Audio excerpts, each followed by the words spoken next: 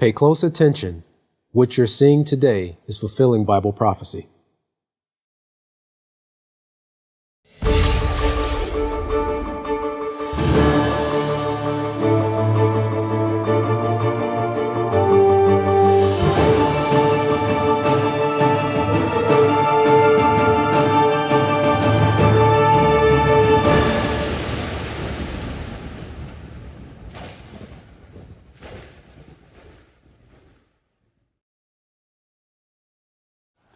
Welcome to YPN News. Bringing you news as it relates to Bible prophecy. Jeff, what's going on in our global neighborhood? Well, Katan, it looks like the European financial crisis is only getting worse. 9 European countries had their credit ratings downgraded this week by the rating agency Standard & Poor's. However, this is not just bad news to the Europeans. The Department of Commerce reported that the U.S. exports to Europe plummeted nearly 6% in November. Now, Standard & Poor's sent a clear signal today that it believes the European debt crisis is not over. More than half of the Eurozone countries were downgraded, including Italy, Portugal, and Spain, which had their credit ratings knocked down 2 notches. Now, Austria and France saw theirs cut by 1 notch. France, which was rated as a AAA, has now joined the ranks of the U.S., being rated as a AA+ country.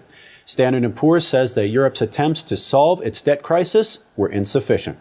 Now, this evaluation is reminiscent of the U.S.'s own downgrade last August, when S&P said the downgrade reflects our opinion that the fiscal consolidation plan that Congress and the administration recently agreed to falls short of what, in our view, would be necessary to stabilize the government's medium-term debt dynamics.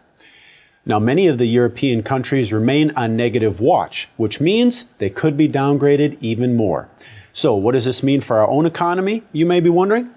Well, if just one European country defaults, it could cause a seizure in the whole financial system, which in turn could cause a collapse in banks all around the world. And while no one wants to see this get any worse, there are no signs of recovering anytime soon. Oh. Well, for now we go to an update on the ongoing crisis in Syria. We turn it over to our field correspondent, Larry McGee, for the latest on this situation. Larry, what do you have for us? Thanks, Jeff. More monitors were dispatched to Syria this week in an ongoing effort coordinated by the Arab League to attempt to halt the mounting death toll of Syrian protesters in what is turning out to be a very bloody uprising.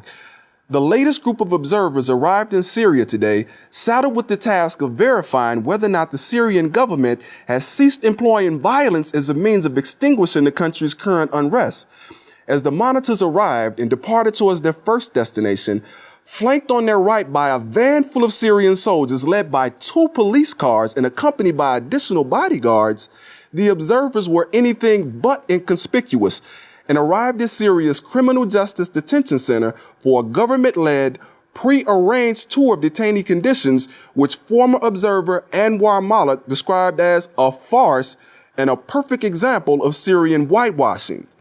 While that observation may seem harsh, it is nonetheless one echoed by many who question the effectiveness of the Arab League strategy, which has provided 167 observers to monitor an uprising which is reported to be taking root in cities across the country. To date, over 5,000 people are reported to have lost their lives in the revolt, and the observers, a small group of which recently had their vehicle attacked by government loyalists in the city of Latakia, are in some cases barely escaping harm themselves. This latest round of observers are scheduled to depart Syria this coming week and are expected to provide a full report to the Arab League by Thursday. Upon hearing it all, CBS reporter Scott Pelley commented that the entire process seemed rather futile and questioned whether or not the monitor's presence had been sufficient to prevent any deaths. To which CBS correspondent Elizabeth Palmer reported, the current UN tally for deaths related to the Syrian unrest since the monitors arrived is 40 deaths per day. For YPN News, I'm Larry McGee. Tom, Jeff, back to you. Wow. Thanks, Larry. The turmoil continues to bubble over in the Persian Gulf as a recent video has been released showing speedboats from the Iranian Revolutionary Guard harassing a U.S. warship in the Straits of Hormuz. The boats came within 500 yards of the U.S. vessel, ignoring both whistles and voice signals asking their intentions. Now, later that day, more video was captured showing speedboats using the same tactics towards a U.S. Coast Guard cutter, but this time inside the Persian Gulf.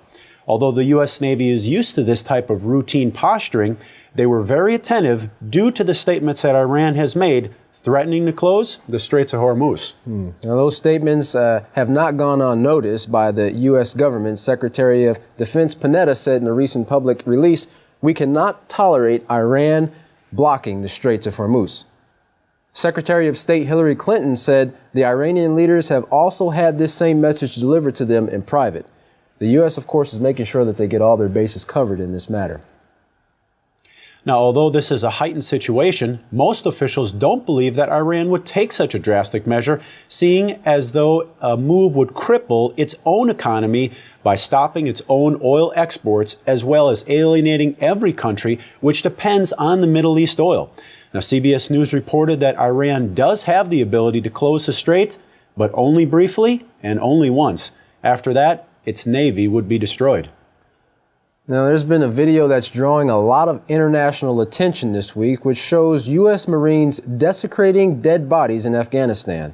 The 4 Marines who appear to be urinating on dead bodies are members of a sniper team. The 1,000-man battalion lost 7 men killed in action and is now back home at Camp Lejeune, North Carolina, where more than just a few who showed their faces could be liable of criminal charges. The Naval Criminal Investigative Services, the NCIS, has been called in with orders to investigate every aspect of the video. That includes not just the urinating, which is a violation of the law of war against desecrating bodies, but whether the dead men are really even Taliban fighters or just local farmers, and why snipers who are trained to kill from a long distance are standing over the dead bodies. Secretary of Defense Panetta called Afghan President Karzai to promise the full investigation, and other senior officials, including Chairman of the Joint Chiefs, Secretary of the Navy, the Commandant of the Marine Corps, and even Secretary of State Hillary Clinton had this to say: "I join him in condemning these deplorable behaviors that is reflected in this video." Now, she went on to say that this is absolutely inconsistent with American values. Anyone found to have participated or known about it, having engaged in such conduct, must be held fully accountable. The Taliban has also released a statement saying the Americans will see with their own eyes the increased anger and hatred of the Afghan people. Well, on to a more positive note. Scientists have estimated in a recent released report that our galaxy, the Milky Way, has over 100 billion planets. Now, you said billion. That's billion with a B. Billion planets. That's approximately 1 planet to every star. Robert Lee Holtz, a WSJ senior science correspondent, said, "A few years ago, we didn't even think there were other planets besides those in our own solar system. Now, there are thousands that are being detected." Wow. 42 scientists from the Institute for Astrophysicists in Paris spent 6 years surveying about 100 million stars at the heart of the Milky Way galaxy as a representative sample for the rest of the galaxy. Now, although astrobiologists, astrophysicists, and other scientists are still scratching their heads as to whether or not there's life out there, there's one thing that's for sure. We're not the only planet in our galaxy, and we're definitely not the only one in our universe. Well, Katan, maybe someday we'll get to go on assignment to one of these planets. Well, I sure look forward to our coverage expanding. Stay tuned as Israel Hawkins brings you more Bible prophecies and the news that relates to it. YPN News, I'm Katan Alexander. And I'm Jeffrey Heimerman. Thank you for joining us.